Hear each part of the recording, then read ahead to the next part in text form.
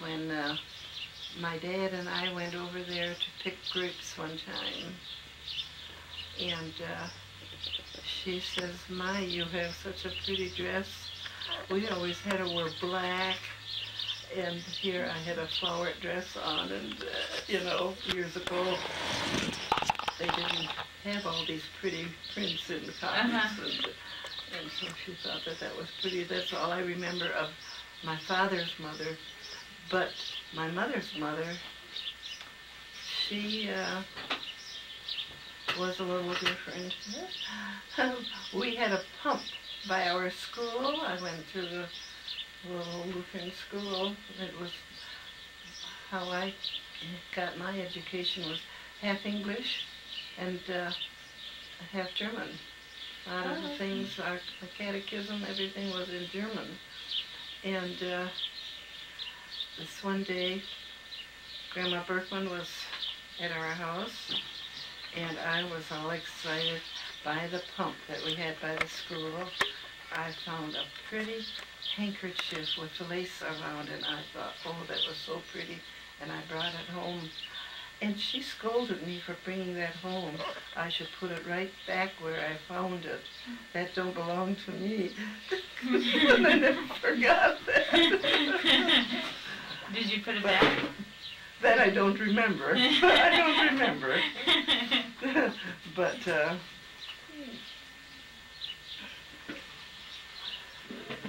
that tipped over. That chair gets back a little too far sometimes. And nothing hurt. So, when I was maybe first grader, I don't remember. I was always a real good student in school, and this one day, I don't know what I did wrong, and I couldn't walk home with the other kids. I had to stay after school, and I had never done that. I didn't want to walk alone, so I went home. Next day, I had to stay home to babysit for my brother Carl. He was little, and the rest were all working in the field, and I had a babysit with Carl and my brother Irvin. He was like 2 years younger than I, and he and I, we were playing in the barn on the farm where the rest were all in the field working, and we were playing on the wagon, and it had sides on that the chains would hold it in place. Well, he left his chain go down quicker than I did, and when my chain went down, I went with it.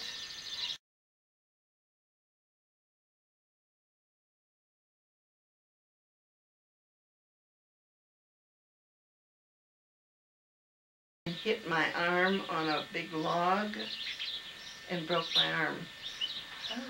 So we had to call my dad. That hurt my arm. He took me to the doctor. So I was home for a couple of days with a broken arm. Couldn't go to school, and vacation time started, so I never had my punishment. And I never forgot that. Oh, that was my punishment, the broken arm.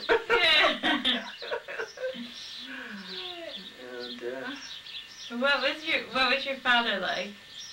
My father was a kind man.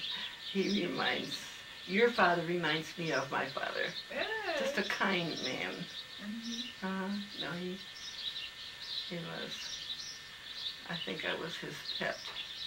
The rest were all boys, older, you know. What about Aunt Olga? Well, she was younger. She got away with more things, I think. But my brothers, I had Walter, Albert, Ernst, Ed, Herman. They were all older. I had 5 brothers older than me, so I learned how to work early, and I had to really do a lot of work. But I got along good with all my brothers, except they liked to tease me, and I didn't like that. Like Uncle Walter. locking you in the He closet. locked me in the closet one time, and I was scared. Dark in there with all those old shoes. So that made them happy, I guess, when they could see me get mad. But, forget about those things. What was your mom like? She was a hard worker. And she was a lady that expected a lot of me. And I know I used to like to read. And I'd like to do that at night. And she didn't like that. She'd scold me. I should be darning stockings instead. So then Dad would stick up for me. He says, let her sit once and relax. She don't have to work all the time. He always stuck up for me. But she was good though, but well, she had a lot of work, so she wanted my help. Right. It's a lot of kids. But she was, I had good parents, really, I did. Can't complain. But they had their hands full with all those boys. Where did they meet? They met, Dad came across, no, Mother came from Germany when she was 3 years old. And she had lost her dolly on the boat as they came across. And I think she made quite a fuss about that she lost her dolly. But I don't know how long it took. It took a long time for the big boat to come across from Germany to the United States. It seems like weeks. Wow. Anyhow, then Dad came later. They both were the same age, but Mother was only 3 and my dad was 14 years old. When he came across, they didn't know each other in Germany. Still, they didn't live too far apart. Dad came from Ilsen and my mother came from Scheidlingen, near Selly. And then when they came, Mother, well, they were teenagers, and they met at the choir practice. They went to the same church. It was a church that they started. Did they come right to Michigan when they came? I think so, because there was an uncle that was here first. When, I don't really know who the Berkmans came to, but I know when my father came, he had an uncle that had come earlier, and they lived over there by Pigeon River, close to, that's where Mentees was their name, and they lived there, and they came, and then they were separated. My Uncle Henry had come earlier. He and his sister, they came earlier, and I think they had started a place where my Uncle Henry lived after a while. That is that big frame, that white frame house west of Pigeon. I don't know if you ever, where Marie Shuey lived. Did you know? Did you know Marie? Yeah, I took did. care of. Right. Anyhow, that's where her parents lived, and then around the corner, well, it's on Brown Road, straight down, where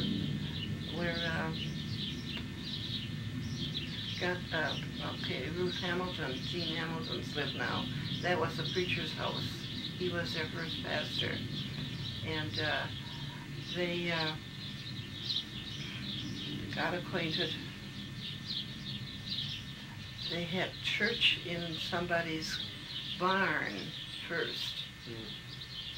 Started their own church. And then after a while, the church that they had in Pigeon then, that was built later, and that was the schoolhouse also. And that's where I went to school then when we were young. That was the schoolhouse and our first church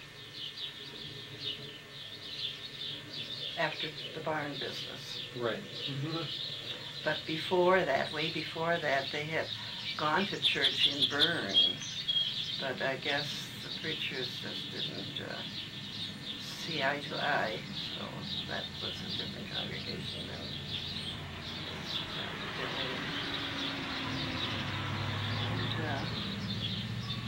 Let's see, what was I going with now?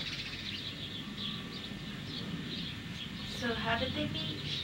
They met at choir practice? At choir practice, yeah. Okay. They had to walk to choir practice, and I guess they were spooning along the way. How did you meet Grandpa Paul? Oh, he was a friend to my brothers, and he used to come on Sundays and watch the boys milk and was a buddy to them. And I just didn't think I'd ever go with him. You know, in the beginning, he was the boys' friend. And then when I worked in Detroit, I was home for Christmas one year. I came home, and everybody, I had so many friends, everybody was talking to me. And the next day, we were over at my parents' for dinner, all my family, my brothers and sisters. And here Paul called and wanted to talk to me. And he wanted a date.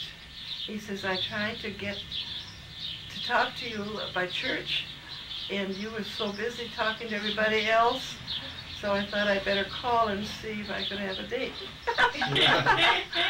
So then my sister-in-law, Viola, she says, why don't you invite him to come and have supper with us? So I told him to come and have supper with us, and he came. So then that night we went to a dance. This was Christmas night, must have been, unless it was a Sunday after, because I can't quite see that we had a dance in Bayport on Christmas. Anyhow, we started dating, and I worked in Detroit, so I had to go back to Detroit. So he took me back. He was working at a home, and he and his brother-in-law took me back, and it was a stormy night. Big flakes. I don't think I ever saw such large flakes. And he wanted a date for the next weekend. And told him that I had a date for that night. Well, how about the next Sunday? So he came to visit me different times while I was working there. And this one Saturday we were coming home, and instead of him taking me home, went over to Sibling. He wanted me to pick out my engagement ring. This was fast work. Well, I knew him for a long time. Everybody liked him, and I had been going with somebody else, but he was French and Catholic. And my dad said, if you get married to a Catholic, you don't ever have to come back home. Well, that hurt. Home meant a lot to me, and I thought it isn't worth that.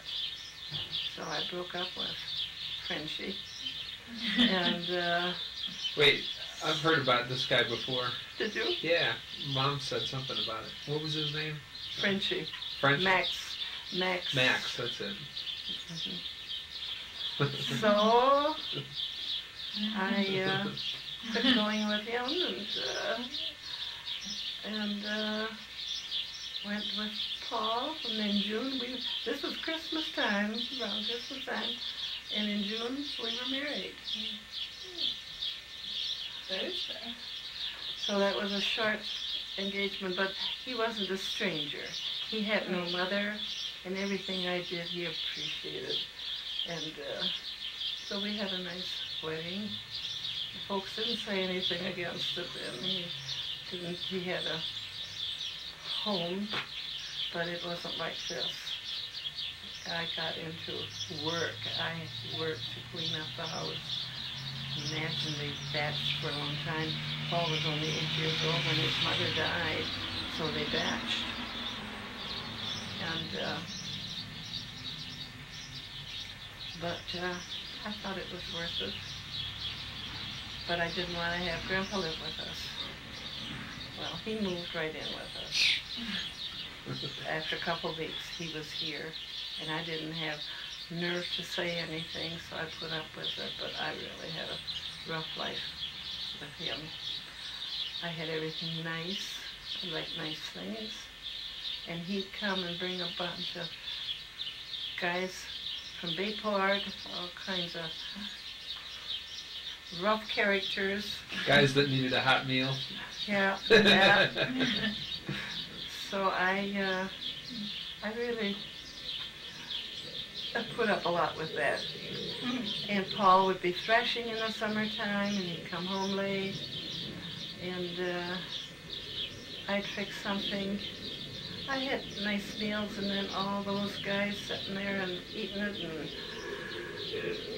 got so that I fixed lunch, took it in our bedroom. That was our private room.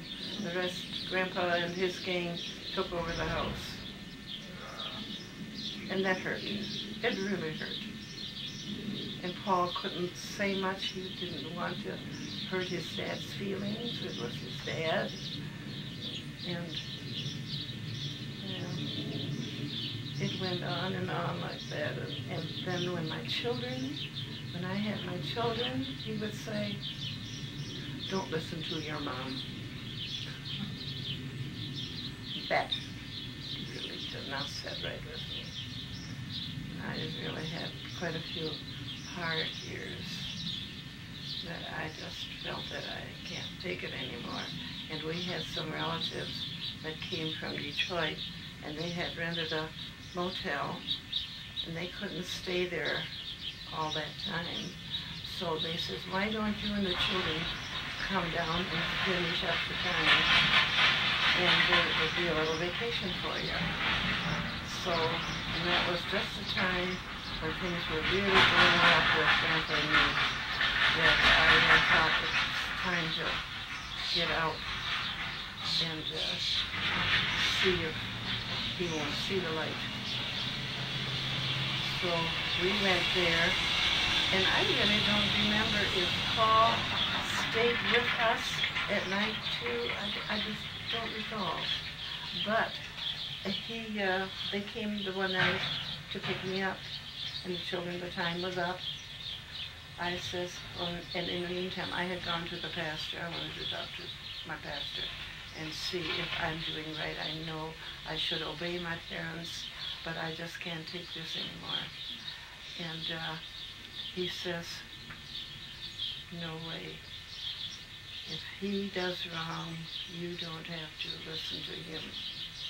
Well, he gave me a little more confidence in myself that I thought, well, I'm not going to go home unless Grandpa doesn't come home with us, because I'm not going to live with him anymore. And so he says, "Well, it's my house, and I'm going to go." So I says, "Well, if you go, I don't." Well, he didn't think. He says, "Do you need bread?" I says, "I don't know if you need bread wherever you're going. I don't need bread." So he didn't come then. And because the doctor had stopped him on the road one time, Dr. Schurer, and said that you've got to get out of the house or she'll have a nervous breakdown. So I had them all on my side. And that's when he went to Sibling. Well, first to his daughter Alice. He was there, and he had a girlfriend from sibling, so they started checking up. I didn't care what he did. I didn't want him anymore. I just couldn't stand it. Because he was such a dirty living man. He had lived bachelor life so long that he'd hack on the wall and down the floor and just any place that he felt like. His dresser was full of tools, wrenches and screws and nuts and everything. Empty his pockets out and put it in the dresser or on the dresser. He brought his work home? Crawl in bed with dirty clothes. They were greasy and crawl in my white sheets. I couldn't stand that. I had always, I know I told the pastor that time, I says, I had always been brought up, you're supposed to respect your elders, but do I have to respect the life that he lives? No. So, but when he tried to turn my children against me, that hurt. And what were your, tell us about each of the kids. Like, what was Uncle Bob like? What was Uncle Bruce like? What were all the kids like growing up? They were nice. Oh, yeah, they were nice. Everyone I let behaved. them know I was boss. And see, Grandpa had a lot of bad words. And naturally, kids will pick that up in a hurry. Mm. They got their mouth washed out with soap water. So they were careful. So, no, they got along real good. But one time, Bob, I couldn't find him. I was pregnant with the twins. And Bob was gone. He was only 2 years old. And it was a windy day. And I had looked all over. I called him. He'd be gone so quick always, like youngsters do. So I went to the barn and I told Paul, and we had a hired man, Alfred Nitka. He was here, and I says, I can't find Bob no place. So they came quick and looked. Here they heard a noise down south in the ditch. It was filled with water, and he was up to his chin in water. Could not get out. Oh, He was stuck in the mud. Good thing he didn't fall over, or he would have drowned it. Yeah. Boy, that scared me. I How old forgot was that. he? 2. He was only 2. The twins weren't born yet. Maybe not quite 2, because his birthday was in July and the twins are in August, but it was before the twins were born. Yeah. So I was afraid to run and look, so anyhow they found him. Mm-hmm. That was a close call. Yeah. But he was always trying to figure out something, like I was hanging up clothes, it was a windy day, and he come to me, he says, that car don't work very good. He was in the car, tried to start it, and he'd step, but it would just always go ahead a little bit, and he was stuck against the garage door. Had gotten up to it tight. Don't work very good. I kept stalling. He was investigating, you know. One time, he was on the telephone, called the doctor. He says, doctor, come quick. I cut my finger real bad. How old was he? I don't think he talked to the doctor, really, but he thought he had him on the phone, you know. So, and Bernice, she had a couple close calls, too. My aunt came over to help me peel pears. We were canning pears. And Bob came out. He says, there's something wrong with Bernice. I came in the bedroom because in the bedroom I had 3 baby beds. One for each of the 3, so I guess Sharon wasn't born then yet. Here Bernice had gotten herself underneath the rubber sheet that I had pinned on each corner. She got underneath it and got twisted in there, and she could have suffocated. That was a scare. Never pinned that down again. And then another time, the car was full of children, and the door flew out open, and she fell out in town. As I was turning the corner, the door flew open and she fell out. Oh. Could have been killed. Was she hurt badly? No. Did she break anything? No. How old was she? I don't know. Maybe about 2. Oh. That's a scare, really. And then Bruce, we were thrashing, and he had climbed up. The kids were having fun in the garage, and he climbed up on the rafters. And Bruce fell down, and he had a concussion, falling on that cement floor. So we had to call the doctor, and he came out. Dr. Dixon was just new. I had to tell him how to get here. And Bernice was standing by the mailbox to make sure when he comes that he knows where to come in. Oh. Yeah. Because he didn't know where we lived at that time. He was just new. So those were a few close calls. Sharon had one close call on the wagon. She was on the wagon that hired me, and the wagon started rolling. She was on, and it rolling down, I don't know just where it was. You would know that. And the hired man snatched her, or she would have fallen off and really gotten hurt too. So those were the close calls that we had with the children, I think. What was my mom like when she was young?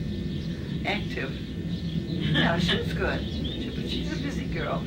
And she liked to work with the men, help in the barn and stuff. Yeah. She was a tomboy? A little tomboy, I think so, yeah. But the kids all played good together. They were good children. Inquisitive. Who isn't? Carolyn, she had too many watching over her. She couldn't get into She trouble. couldn't get into anything, I guess. But she really never wanted to be alone, because when she grew up, the rest were older, and so she was alone, and the kids were all in school.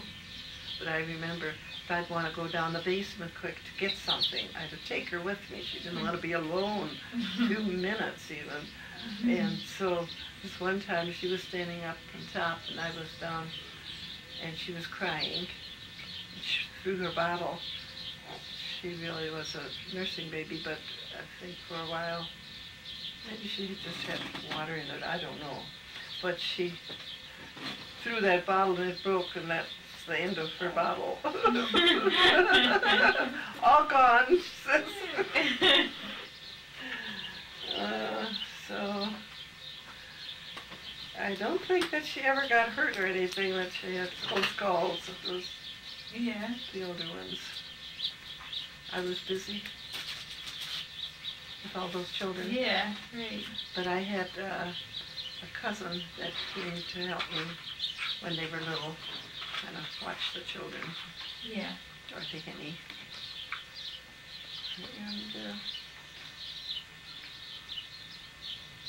That you've admired most in your life, or have had the greatest influence on you? oh dear. You feel like you're on 60 Minutes? Who can I say? I don't know. I thought a lot of my dad, I know.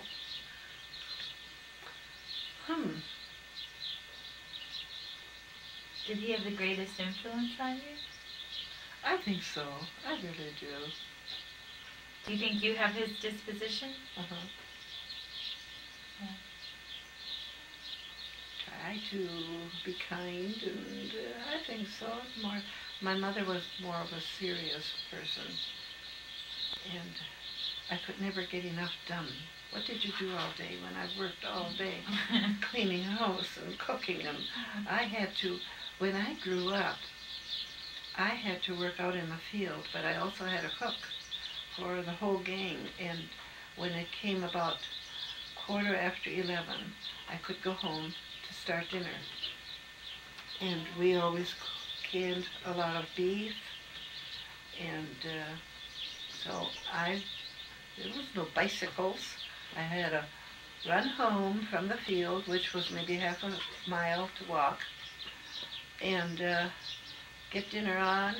And at 12 o'clock, the guys were all coming from the field, and Mother, and had to have dinner ready.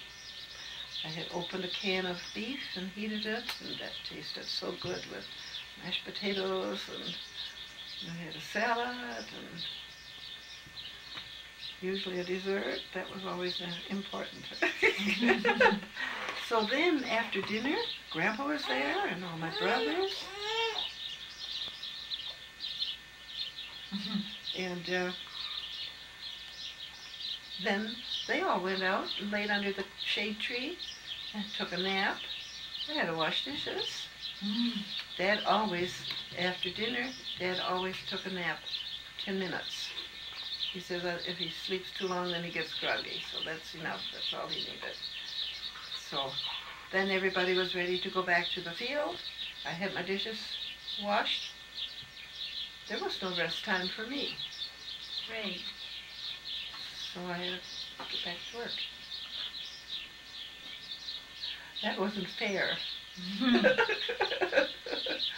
But that's what you get when you have so many brothers and you're the only older girl. Olga was too young. She was 8 years younger than I. So.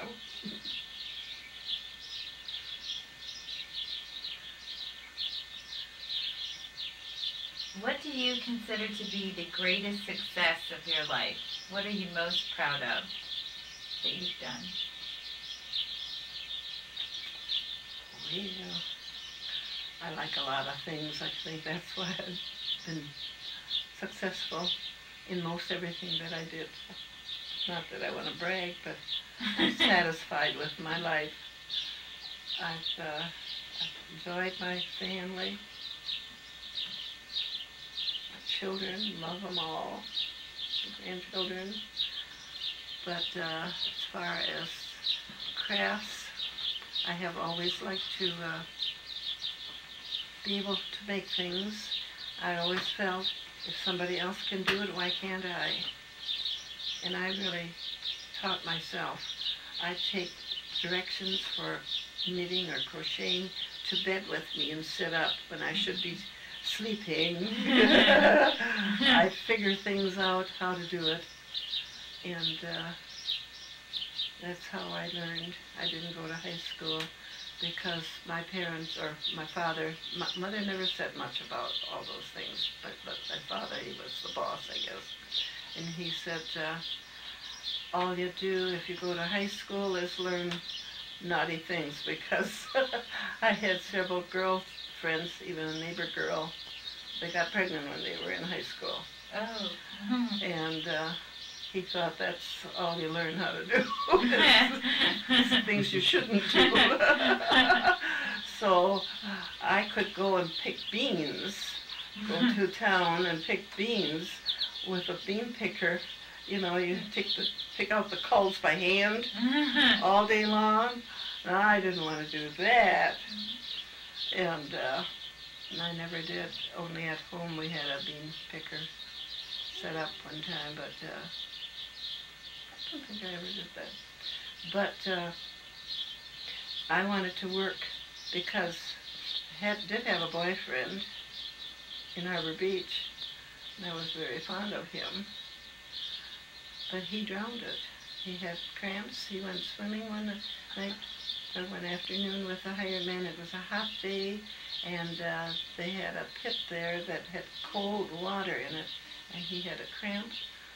And he tried to save himself from drowning by grabbing onto the hired man, and the hired man struggled to get loose from him so he wouldn't drown. So that was a terrible thing to experience.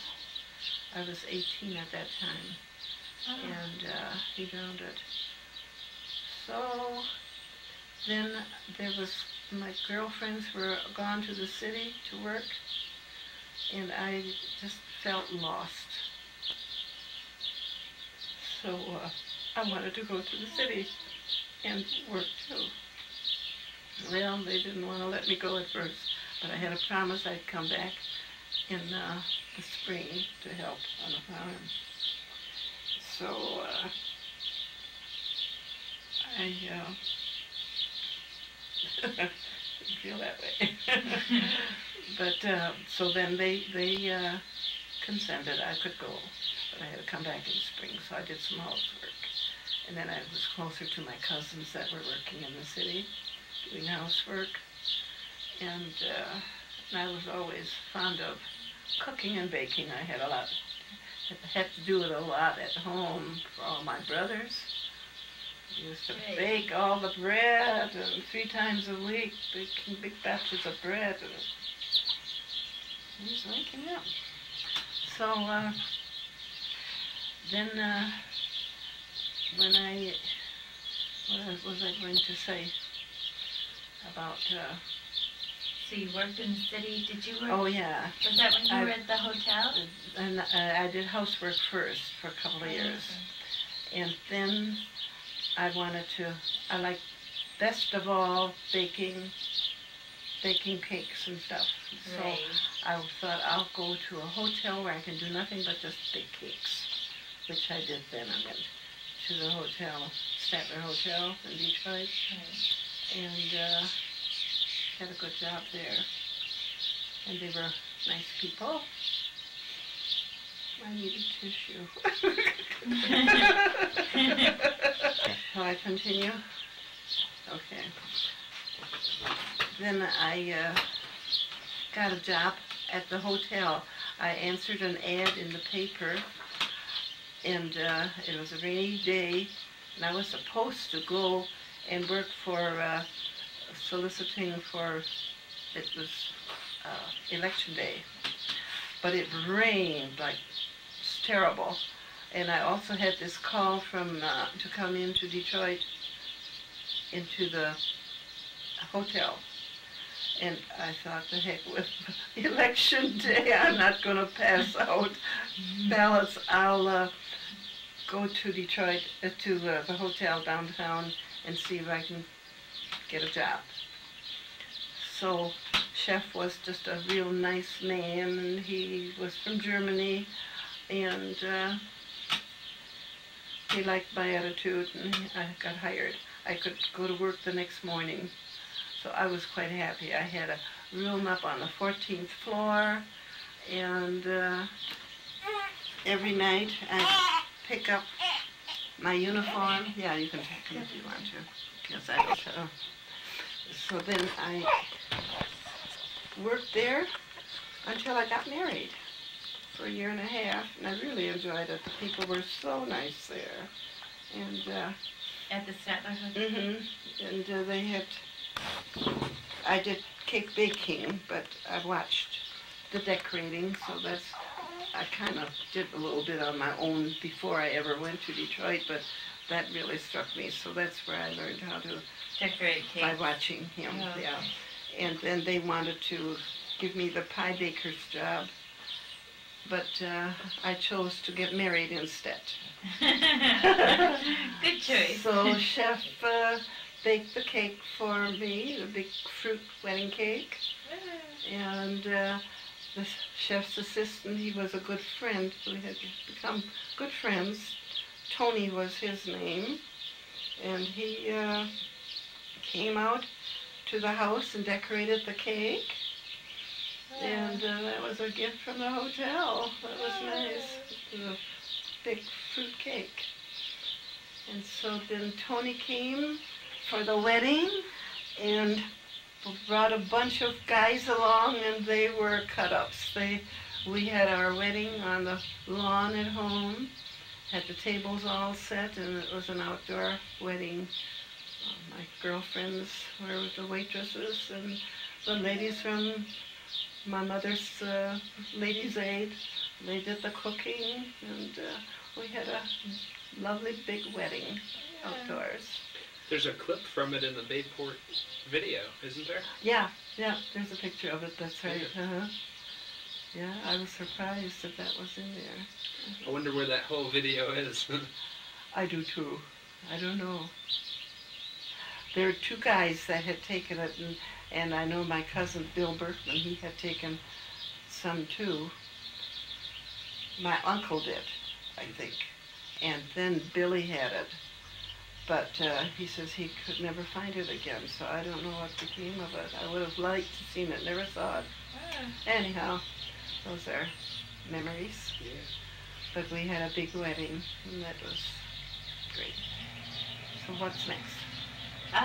What are some of the most important changes that you've seen in your lifetime? Like some of the biggest inventions or things that changed your lifetime? Not just food. Oh, that's pussy. Oh, there's been so many changes. When I worked in the field, I could smell the tobacco smell blown over from when my brothers would be cultivating, and the smoke would come. You'd get that whiff that smelled so nice. Not that I like smoking, but I mean it was just a nice smell. And they would be being on a cultivator, cultivating the fields with horses. That was all, and they hauled sugar beets with horses, loaded all by hand, the beets. But we had to pull them. The kids had to pull the beets, put them on piles, and the older ones would tap. And I thought that was much easier to tap than to be pulling up those beets. But we worked hard. And the men too. Everything was with horses, and the machinery was completely different than it is nowadays. And milking cows by hand. Wow. And I was a champion cow milker. Elkton had a homecoming, and my oldest brother, he wanted me to be on a panel, and Uncle Walter? Yep. He tried to coax me to do this, and I didn't want to, and I thought, well, just in case I have to, I put a kimono in my car, or folks' car, and I thought if I had to, I could slip that over on. Then we didn't wear slacks. Girls didn't wear slacks. They wore dresses. So just in case, I took it along. Here, when they announced the names who was going to be in the contest, they called my name off and 5 other men. I was the only gal, and I won.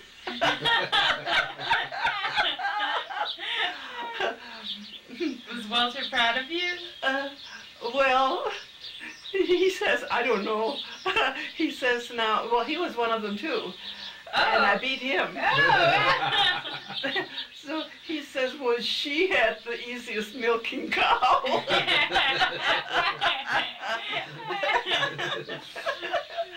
Anyhow, I won, and I thought, boy, that's the easiest $5 I ever made.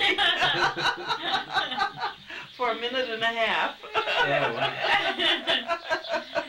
a bad payday. So we had fun out of it anyhow. Never forgot that. But, what were we on? What questions? Okay, the biggest Oh, the inventions change, or yeah. change. Oh, dear. Well, from candle lights to electricity. But we had that. We were one of the first ones to have that. My dad had a what do they call, generator. We had an engine room, and he had his own electric lights, and it was great. And then, too, when we went to church, when I was little, it was by horses, no cars. And my mother won a car one time, and so she was pretty proud of that. And She won a car? oh, okay, that was from my Grandpa Berkman's estate. With that money, she bought a car. Okay. And so she thought, well, that's her car, so she'll learn how to drive. She didn't drive much because all the boys, you know, they wanted to drive, so to the lady's aid, she would drive. But when she first learned, and she came home from ladies' aid and put the car in the garage and didn't know how to stop it. Pushed the end out of the garage. So she never hurt the end of that. But, and I learned, after the boys were all married, then I learned how to drive a car a little bit.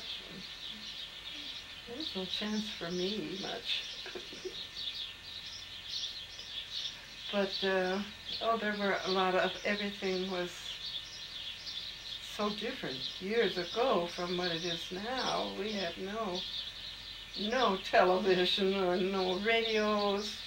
But I can remember when the radios first came out and somebody came and brought us one and wanted to sell it to us. We should just try it out.